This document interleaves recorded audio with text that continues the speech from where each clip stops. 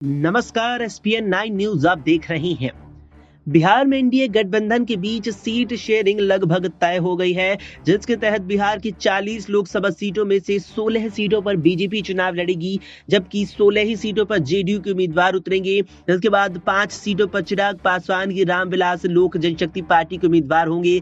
इसके अलावा एक सीट पर उपेंद्र कुशवाहा की आरएलपी का उम्मीदवार होगा। इसके अलावा एक सीट हिंदुस्तान आवाम मोर्चा को दी गई है और एक सीट यहाँ पर पशुपतिनाथ पारस को दी गई है। अब ऐसे में बड़ी खबर ये आ रही है कि चिराग पासवान के चाचा और पशुपतिनाथ पारस केंद्रीय मंत्री बीजेपी के सीट शेयरिंग फॉर्मूले से बेहद खफा हो गए हैं और वो अब महागठबंधन का दामन थाम सकते हैं। इससे भी पहले वो केंद्रीय मंत्री के पद से इस्तीफा दे सकते हैं। बताते चले कि साल 2019 में लोक जनशक्ति पार्टी अविभाजित जब वो थी, उस वक्त उसने बिहार की 6 लोकसभा सीटों पर एनडीए गठबंधन के अंदर रहकर चुनाव लड़ा था और सभी पर जीत भी हासिल की थी।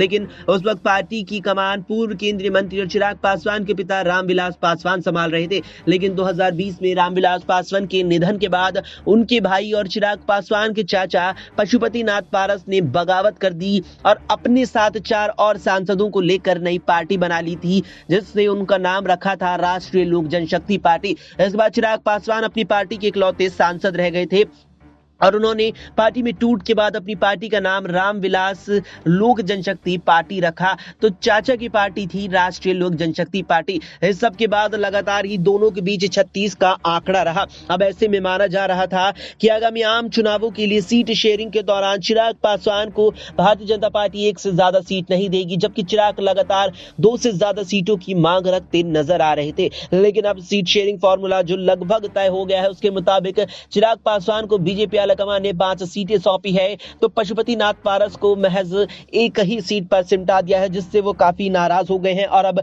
महागठबंधन का रुख कर सकते हैं। फिलहाल के लिए इस वीडियो में इतना ही। देश और दुनिया की तमाम खबरों के लिए आप देखते रहें एसपीएन 9 न्यूज।